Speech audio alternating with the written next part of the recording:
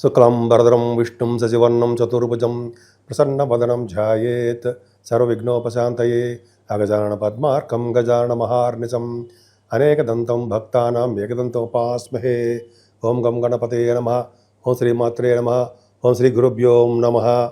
ఈ టీవీని వీక్షిస్తున్నటువంటి ప్రేక్షకులందరికీ కూడా పేరు పేరున నా హృదయపూర్వక నమస్కారాలు.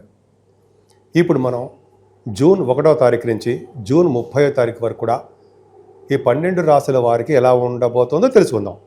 దానికంటే ముందర నా పేరు వాడరేవు ఆదినారాయణరావు శర్మ. 7075389589 7075389589. మీ జాతకాలు చూపించుకోవాలనుకున్నా, అదే ఏదైనా ముహూర్తాలు పెట్టించుకోవాలనుకున్నా మా ఆది ఆస్ట్రాలజీకి ఫోన్ చేయండి. నేను తప్పకుండా నేనే లిఫ్ట్ చేస్తాను ఫోను. ఒకవేళ ఇలా షూట్స్లో ఉన్నప్పుడు, అదే జాతకాలు చెప్తున్నప్పుడు నేను లిఫ్ట్ చేయలేకపోవచ్చు, వాట్సాప్ మెసేజ్ పెడితే తప్పకుండా నేను మీకు రెస్పాండ్ అవుతాను. సో తప్పకుండా మీకు రెస్పాండ్ అవ్వడమే కాకుండా మీకు జవాబులు కూడా చెప్తూ ఉంటాను. మీకు ప్రాబ్లమ్స్ ఉంటే చెప్తూ ఉంటాను. తులారాశి వారికి అద్భుతమైన ఫలితాలు బాగా ఉన్నాయండి మీకు.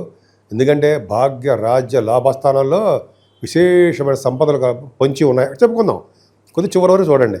భాగ్య రాజ్య 9, 10, 11 స్థానాల గురించి చెప్పుకుంటాం. అంటే మనం ఒక్కొక్కటి కూడా చెప్పడం కాదు, మంచి మంచి స్థానాలను చెప్పుకుందాం. ఈ రాశికి చూస్తాడనుకోండి, గురుడు ఎంత అదృష్టం అండి. ప్రతి విషయంలోనూ తెలివిగా ఉంటారా మీరు? ప్రయాణాలు చేస్తూ ఉంటారుగా, సలహాలు ఇస్తూ ఉంటారుగా, జ్ఞాపక శక్తి ఎక్కువ కదా, మర్చిపోరు ఏది కూడా. అంత మ్యాథమెటిషియన్స్ కూడా మీ దాంట్లో ఉన్నారు. అంత చాలా గొప్ప శాస్త్రజ్ఞులండి మీరు. మీ విషయం మీకు తెలియదు, కానీ మీ విషయం గురించి మాకు తెలుసు. చాలా మంచివారని.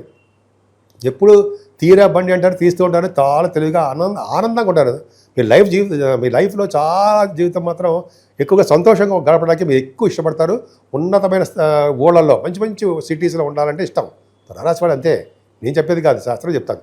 సరే, పక్కన పెడితే ఫైనాన్షియల్గా సెకండ్ హౌస్ చూసుకోవడం వలన ధనప్రాప్తి కలగడమే కాకుండా వాహన యోగం కూడా కలుగుతుంది. మీకు ఆభరణ ప్రాప్తి కలుగుతుంది.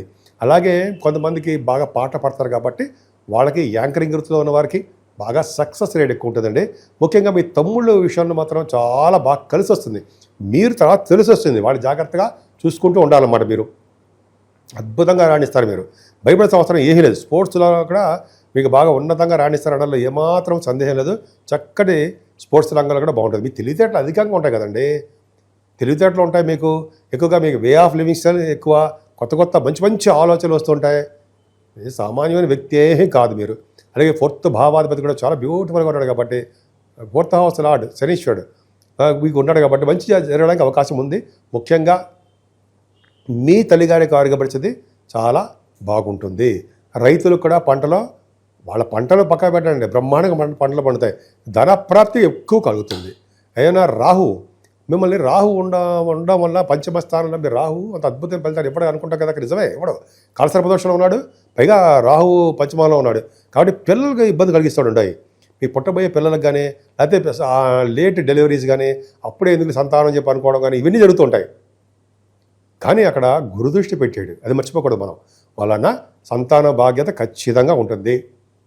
అలాగే ఈ సంతాన అభివృద్ధి కలుగుతూ ఉంటుంది. స్టాక్ మార్కెట్లో ఉన్నవారికి కూడా ధనప్రాప్తి కలుగుతుంది. సినిమా రంగంలో, కళారంగంలో ఉన్న వారికి కూడా యోగవంతమైన కాలం అని చెప్పచ్చు. అది అంతకంటే అద్భుతమైన ఫలితాలు. శనీశ్వరుడు శనీశ్వరుడు 6వ భావంలో ఉన్న శని మిమ్మల్ని అద్భుతమైన ఫలితాలు ఇచ్చి తీరతాడు. ఏమి ఇస్తాడు? గవర్నమెంట్ ప్రొఫెషన్లో ఉండడానికి అవకాశాలు ఇస్తాడండి. మీరు గవర్నమెంట్ ఉద్యోగం కోసం ఆడవాళ్ళకి చెప్తానండి. మీరు గవర్నమెంట్ సంబంధించిన ఉద్యోగాలు మీరు కూడా రాస్తూ ఉంటారు, ఎగ్జామ్స్ రాస్తూ ఉంటారు, లేకపోతే ఇంటర్వ్యూస్కి వెళ్తుంటారు, ఉద్యోగాలు వస్తాయి. అలాగే శని ప్రభావం వలన రాజకీయ రంగంలో పదవులు రావడానికి కూడా, రాజకీయ రంగంలో పదవులు కూడా ఆశించవచ్చు, వస్తాయి కూడా. అంతే కదండి. మీరు విదేశాలకు వెళ్ళడానికి స్టాంపింగ్ అవ్వడము, 6వ భావాల్లో శని ఉండడం వల్ల జలతత్వ రాశిలో ఉన్నాడు, జాగ్రత్తగా ఉండాలి. నీటి మీద ప్రయాణం చేసేటప్పుడు మాత్రం జాగ్రత్తగా ఉండాలి. నీటి వల్ల ప్రమాదాలు జరుగుతాయి అనడం సందేహం లేదు. అందరికీ కాదండి, కొంతమందికి ఉంటాయి. ఏదైనా శుక్రుడు ఉన్నాడు సరే, శుక్రుడు 7వ స్థానం శుక్రుడు కళారంగంలో బాగా రాణిస్తాడు మీరు. అంతేకాని చక్కటి వస్త్రాలు, ఆభరణాలు భాగ్యం మీకు ఉండి తీరుతుంది.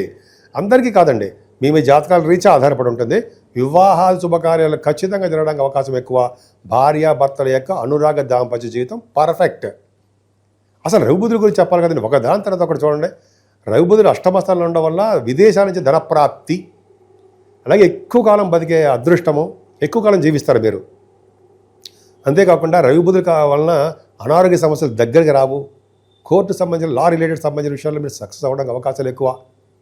రవి బుద్ధుడు సామాన్యమే కాదండి. మీ రవి 12th హౌస్లో లాభాధిపతి కూడా అయ్యాడు. సో అది పక్క పెడితే భాగ్యస్థానంలో గురుడు ఒక దాని తర్వాత ఒకటి.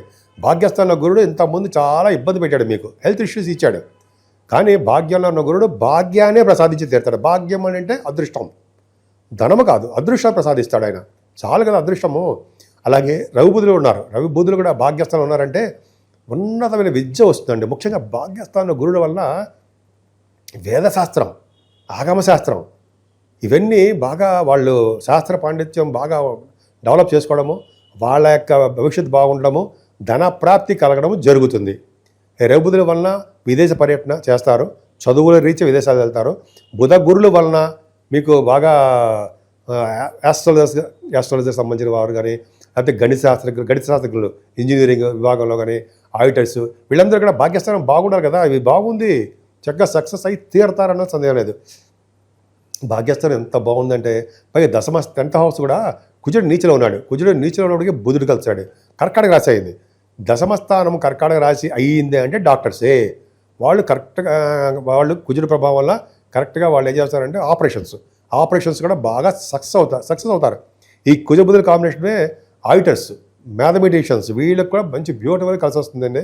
10వ స్థానం కుజుడు దిగ్బలుడు కదా, ఆయన కొంచెం పవర్ రావాలంటే కుజుడు సుబ్రహ్మణ్య స్థానం పూజ చేయాలి, చేస్తే బ్రహ్మాండంగా సక్సెస్ అవుతారు. కుజకేతువులు ఏంటంటే ద్వితీయాధిపతి 11వ భావం ఉండే మాటల 9, 10, 11 స్థానాల్లో ఎంత బ్యూటిఫుల్గా ఉంది. భాగ్య రాజ్య లాభస్థానాలు 11వ భావంలో కుజుడు ఉండడం వల్ల రియల్ ఎస్టేట్ రంగంలో ఉన్న వారికి చాలా ప్రాఫిటబుల్గా ఉంటుంది. ఇంతకుముందు భూములు అమ్ముడు లేకపోవడమో, లేకపోతే అపార్ట్మెంట్స్ అమ్మలేకపోవడమో, లేకపోతే కొంచెం చిన్న ప్రాబ్లమ్స్ ఫేస్ చేశారు కదండి మీరు. అవునా? నిజమే. కానీ 11వ భావంలో కుజుడితో కలిసిన కేతు రెట్టింపు ఫలితాలు ఇస్తాడు, మీకు డౌటే లేదు. సో ఈ విధంగా 11వ భావంలో ప్రభావం కూడా జనరల్గా మీకు మీ భర్త, మీ అన్నయ్యలకు కానీ, మీ భాతృస్థానం ఉంటాం కదా, వాళ్ళకి చాలా బాగుంటుంది. అలాగే అక్కాయిలకి బాగుంటుంది. అలాగే మీరు అనుకున్న ప్రతి పనిలోనూ ముందంజలో ఉండడానికి అవకాశం ఉంది. ఏమైనా సరే ఇంత బ్రహ్మాండంగా ఉందా, కానీ ప్లానెట్స్ ఎక్కడున్నాయి? రాహుకేతు మధ్యలో ఉండిపోయాయి. ఇలా ఉండిపోవడం వల్ల వాళ్ళు ఇచ్చే ఫలితాలు కూడా చాలా తగ్గిపోతాయండి. మనం ఎంతో ఊహించేసుకుంటాం, ఎంతో చెప్పేసుకుంటాం. మీ జాతకాల రీత్యా ఆధారపడి ఉంటుంది, అదొకటి. సెకండ్ పాయింట్ రాహుకేతుల మధ్యలో ఉండిపోవడం, అదొక చిన్న ప్రాబ్లము. అలాగే చిన్న ప్రాబ్లమ్స్ ఉండడం వల్ల అందుకనే కాలసర్ప దోషానికి నివారణ కోసం మరింత శుభఫలితాలు రావాలంటే మీరు ఇక్కడికి మన కాళహస్తి వెళ్ళడము, రాహుకేతులు పూజ చేయించుకోవడము, లేదా మన దగ్గర ఉన్న దేవాలయాలు సందర్శించడము, సుబ్రహ్మణ్యేశ్వర స్వామి కళ్యాణం కానీ, లేదా స్వామివారి ప్రతిష్ట కానీ, స్వామివారికి నిరంతరం పూజ చేయడం చాలా ఇంపార్టెంట్ జూన్లో. సో ఈ విధంగా సుబ్రహ్మణ్య స్వామి ప్రభావం చాలా బాగుంటుంది. ముఖ్యంగా మీ రాశి వారికి భాగ్యస్థానంలో గురుడు ఉండడం వలన అనేకమైన విద్యలో బాగా రాణించడము, అలాగే ఇందాక నేను చెప్పినట్టుగానే అపారమైన విద్య, అలాగే కెమిస్ట్రీ అంటారు సరే, కెమిస్ట్రీ రంగం, సైన్స్ గ్రూపులు వాటిలో కూడా మీకు బాగా రాణిస్తారండి. ఆస్ట్రాలజర్స్ వాళ్ళకి ఏంటంటే అసలు జనరల్గా చెప్పాలంటే ముఖ్యంగా సాఫ్ట్వేర్ రంగ ఉద్యోగస్తులు కూడా మంచి ఫలితాలు ఉంటాయి. కాకపోతే కుజ ప్రభావం దశమంలో ఉన్నాడు కాబట్టి గవర్నమెంట్ సంబంధించిన వాళ్ళకి సాఫ్ట్వేర్ రంగ ఉద్యోగస్తులు కూడా అంత అద్భుతమైన ఫలితాలు బ్రహ్మాండంగా ఉండలేకపోవచ్చు కూడా. కాబట్టి మీరు జాగ్రత్తగా కొద్దిగా కుజుడికి బాగా పూజ చేసుకుంటూ చేయడం వల్ల ద్వితీయ భావాన్ని అటు 7వ భావాన్ని కూడా వృద్ధి చేసేస్తుంటాడు. సుబ్రహ్మణ్యేశ్వర స్వామిని ఎట్టి పరిస్థితుల్లో మర్చిపోకూడదు. ఈ జూన్ నెల మొత్తం కూడా సుబ్రహ్మణ్య స్వామి మనకు రక్ష. ఈ విధంగా మీ జాతకం చాలా బాగుంటుంది. జూన్ నెల మొత్తం కూడా 3 గ్రహాల ప్రభావం ఉంది. ఒకటి శనీశ్వరుడు ప్రభావం మీనరాశిలో ఉండడం, నీటి వలన గండాలు, అలాగే ఫైర్ సంబంధించిన వ్యవహారాలు ఉండము, పిడుగుల వలన గండాలు ఉంటాయి. అలాగే రాహుకేతుల మధ్యలో కాలసర్పదోషంలో ఉండిపోయాయి, సమయకాల సర్పదోషంలో ఉండిపోయాయి. అంటే ఈ 3 గ్రహాల మధ్యలో మిగతా గ్రహాలన్నీ కూడా ఉండిపోవడం వలన 12 రాశుల వాళ్ళకి అనుకున్నంత శుభఫలితాలు రాలేకపోతుంటాయి. కాబట్టి మనం రాహుకేతులకు సంబంధించినటువంటి పూజలు చేసుకోవడము, మెయిన్ కాళహస్తి వెళ్ళాలండి. వెళ్ళలేకపోతే మన ఊళ్ళోనే చేసుకుందాం రాహుకేతుల పూజలు. అమ్మవారు మెయిన్ కనకదుర్గ అమ్మవారిని పూజించిన వారికి, గణపతి ఆరాధన చేసేవారికి ఖచ్చితంగా రాహుకేతుల వచ్చే దోషాలు తగ్గుతాయి. ముఖ్యంగా చాలామంది చెప్తారు కదా, కలియుగంలో అమ్మవారు గౌరీ అండ్ వినాయక అంటే కలియుగంలో గౌరీదేవుని అంటే అమ్మవారిని, అలాగే వినాయకుడిని పూజించాలి అంటాం కదా మనం. ఖచ్చితంగా కలియుగంలో పూజించాల్సిందే. ఎంతమంది దేవుడిని పూజించినా సరే వినాయకుడిని అమ్మవారిని పూజ చేయకపోతే ఆ ఫలితం ఉండదు. కలియుగంలో గుర్తుపెట్టుకోండి, నేను చెప్పేది కాదండి, శాస్త్రం చెప్తాను, అదొకటి చేయించాలి.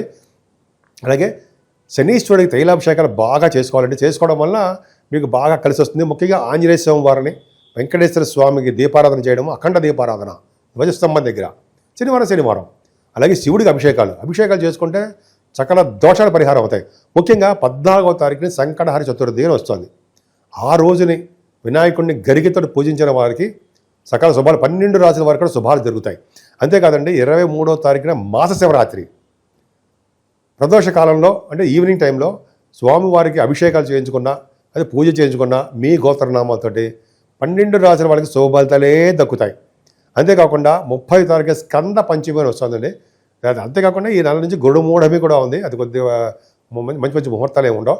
సరే, 30వ తారీఖు మాత్రం స్కంద పంచమి వస్తుంది కాబట్టి సుబ్రహ్మణ్యేశ్వర స్వామిని అత్యంత బాగా పూజించాలి కాబట్టి సుబ్రహ్మణ్య స్వామిని పూజ చేసుకుంటే మంచిది.